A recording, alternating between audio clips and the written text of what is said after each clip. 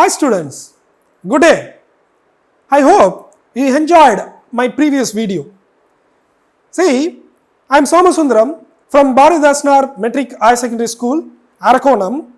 In our previous video, we have discussed about quantum mechanical concept. In this video, we are going to discuss about the quantum numbers. What is quantum numbers for an electron? They are all the address of an electron. See, for identifying a person, we need some details about address, called address. What are they? The district where is, as well as the town and the street and the house number. These are all the 4 parameters we need to identify a person.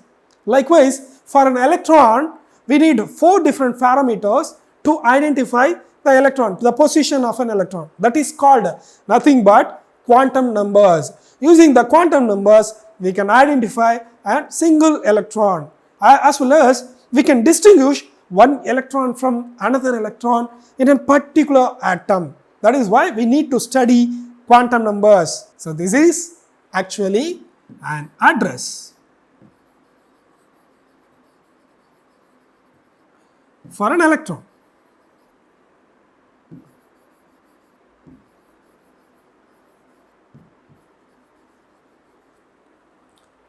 So what are the different parameters here to identify an electron? There are 4.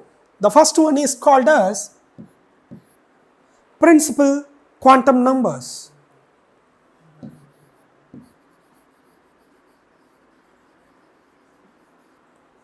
Which is denoted by the small letter n. The second one is called as azimuthal quantum number.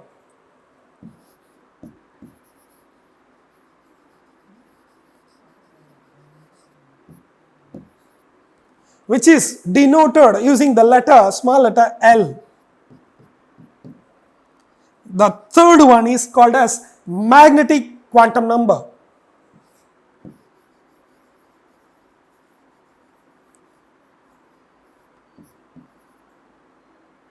Which is denoted by the letter M subscript L.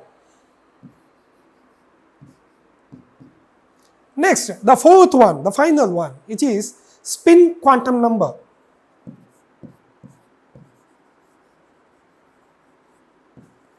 This one is denoted by M subscript of S. So these are all the 4 different quantum numbers we are going to see today. So the first quantum number, principal quantum number, that is N. See, an electron may be residing in an orbit.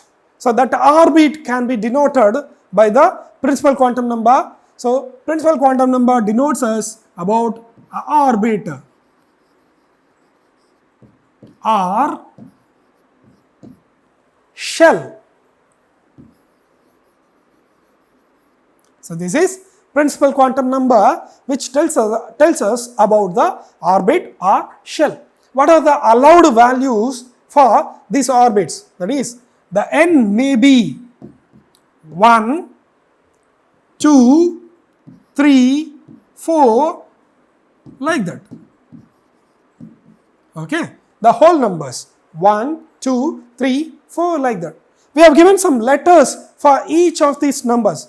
That is nothing but 1 K, for 2 that is L, for 3 that is M, for 4 this N. Okay, so these are all the allowed orbits: first orbit, second orbit, third orbit and fourth orbit. And see, in this orbit you can't put every electron we have.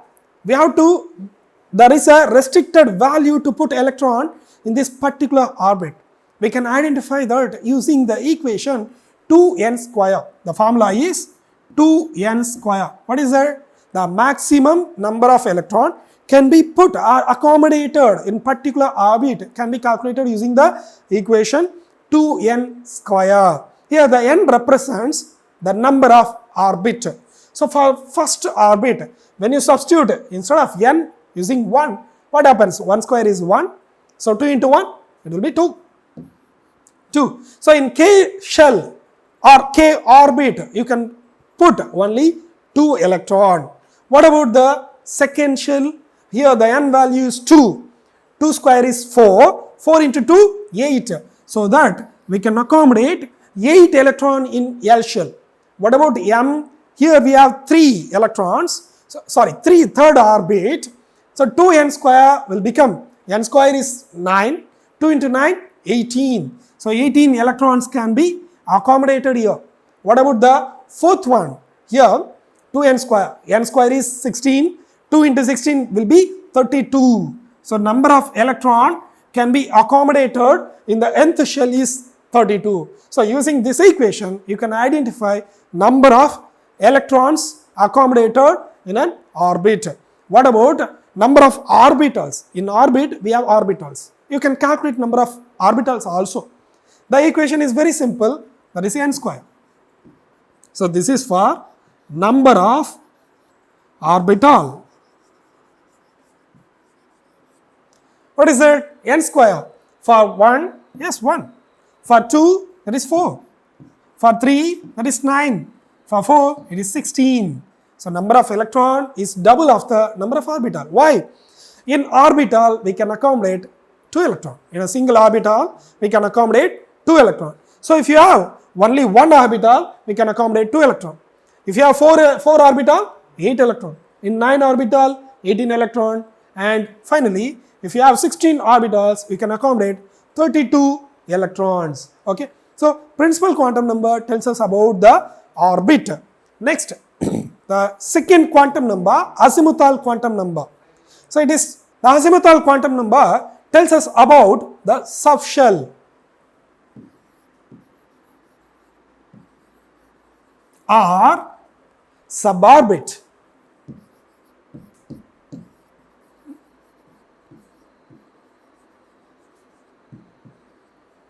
What are the suborbits? S, P, D, F. These are all called as suborbit. S, P, D, F. Like that you can derive so many orbits, suborbits, E, G, like that. Okay. We can give some values for these suborbits, that is called as L value. L value. Actually azimuthal is called as, denoted as using L value only. So L. The L value for S suborbit is 0. So it starts from 0. So for P suborbit it is 1. For D this is 2. For F this is 3. For E 4. For G it is 5. And here also you can calculate the number of electron can be accommodated in a subshell using the equation 2 into 2L plus 1. So if you substitute 0 here, what happens? 2L will become 0. So 2 into 1, the value is 2. So in S suborbit, you can accommodate 2 electron. If you put the 1 value here, it will become 2. 2L will become 2. 2 plus 1, 3. 2 into 3, it will be 6. So we can accommodate 6 electron in the P subshell. What about D? Substitute 2 here. 2 into 2, 4. 4 plus 1, 5. 2 into 5, it will be 10. Next, F. So 3 electrons, 3 is the L value. Substitute here. 2 into 3 is 6. 6 plus 1, 7. 7 into 2, 14. Likewise, if you substitute the value 4 here, you will get the value 18. Next will be 22. Okay. See here, number of electron increases by 4. 2 plus 4, 6. 6 plus 4, 10. 10 plus 4, 14. 14 plus 4, 18. 18 plus 4, 22. So these are all the maximum number of electron can be accommodated in a particular subshell. So next students, the angular momentum called as orbital angular momentum can be calculated using this L value. That is nothing but root of L into L plus 1 H divided by 2 pi. This is called as orbital angular momentum.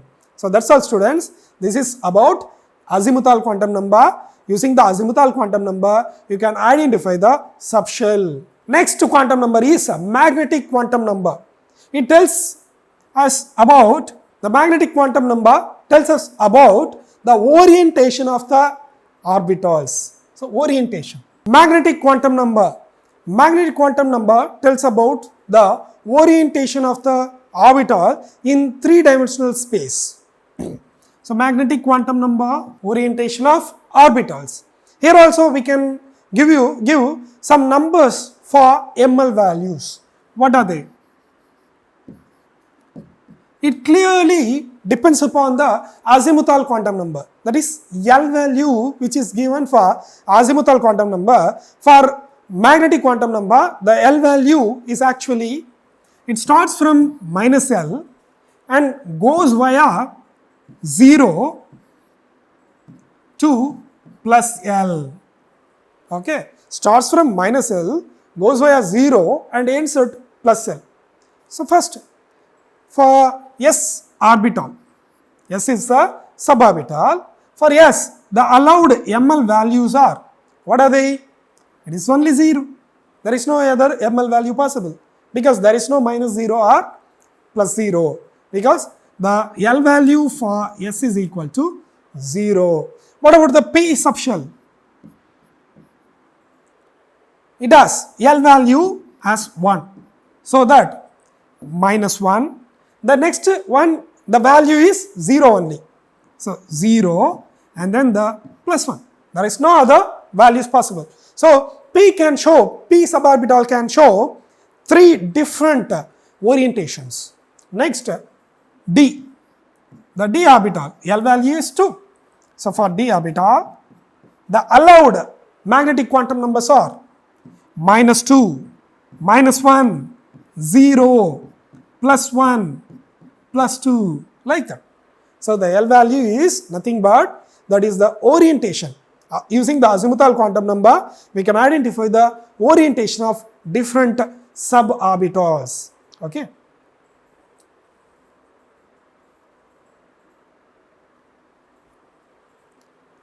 Spin quantum number. See, electrons are revolving around the nucleus. Not only they are revolving around the nucleus, they are spinning by their own axis. It may be a clockwise direction or else a anti-clockwise direction. Both are possible.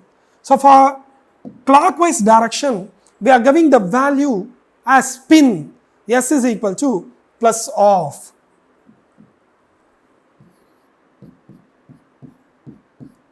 For clockwise rotation. For clockwise rotation. What about the anti-clockwise rotation? That is S is equal to minus of. Here the spinning is happening in anti-clockwise rotation. So these are all the only 2 possible spin quantum numbers. One is plus of or else minus of for an electron.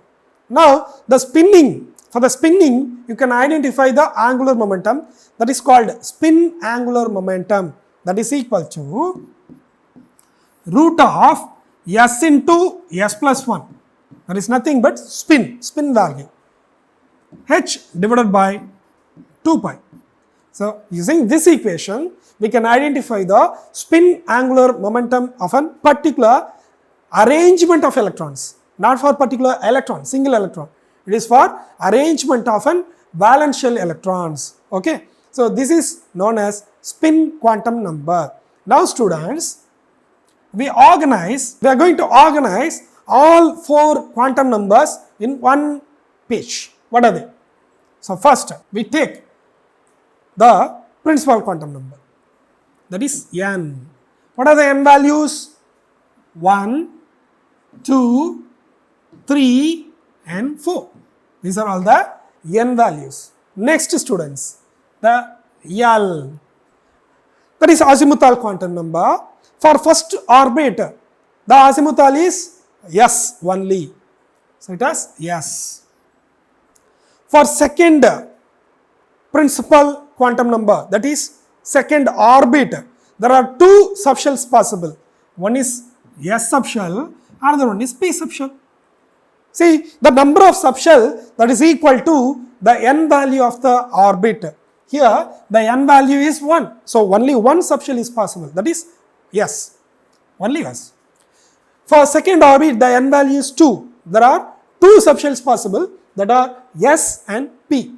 For 3, if the n value is 3, 3 subshells are possible, they are S, P and D. If the n value is 4, there are 4 subshells possible, they are S, P, D and finally F. See students, in all the 4 orbits, we are encountering the same orbital subshell, that is S. As well as in 3 orbits, we are encountering P. In 2 orbit, D is available. So how can we differentiate these things? Using the principal quantum number. What is it? 1s, 2s, 3s and 4s. Next, for P, it is starting from second orbit, right? So 2p, this is 3p and this is 4p. Next, for D orbital, it starts at third orbit only. So 3d, 4d. Next, we have 4f. Okay, so now we know how to denote a particular subshell. Okay, using the n value and then the letter for L value, that is S, P, D, F. That's all. Now, next students, ML value, that is magnetic quantum number. Actually, S orbital is spherical in shape. There is no orientation. Only orientation, one orientation is possible, that is spherical. So, no orientation. It is 0. So, for S orbital, ML is always 0. For 2s, that is also 0 because S has the L value as 0. So, ML value is always 0. For 2p, the p orbital, the value is 1, right? L value is 1. So, allowed ML values are -1, 0 and +1. Next, for 3s, yes, it is 0. What about 3p? Yes, p orbital, p subshell, right? So, only 3, -1, 0, +1. For D, the L value is 2. So, -2, -1, 0, +1, +2. Next again 4s, it is 0. For 4p, -1, 0, +1. For 4d, -2, -1, 0, +1, +2. And finally students, for 4f, they are -3, -2, -1, 0, +1, +2, +3. So these are all the allowed ML values, magnetic quantum numbers, that represents number of orbitals possible. So in S subshell, only 1 orbital possible. In P subshell, 3 orbitals are possible. In D subshell, 5 orbitals are possible.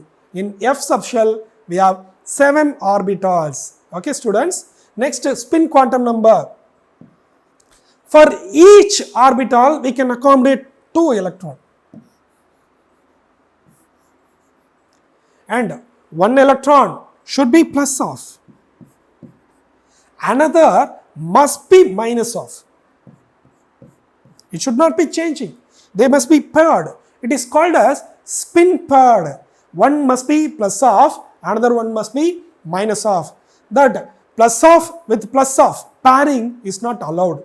The plus of should be paired with minus of. That means the clockwise rotation should be paired with anti-clockwise rotation. Okay, this is the allowed spin quantum number for each orbitals. Okay students, in this session we have discussed about the quantum numbers. They are very much useful to identify a single electron. So thank you very much students. So in our next session we will discuss about the shape of these different orbitals. Just now we discussed. What are they? S orbital, P orbital, D orbital and F orbitals. Okay. Thank you students.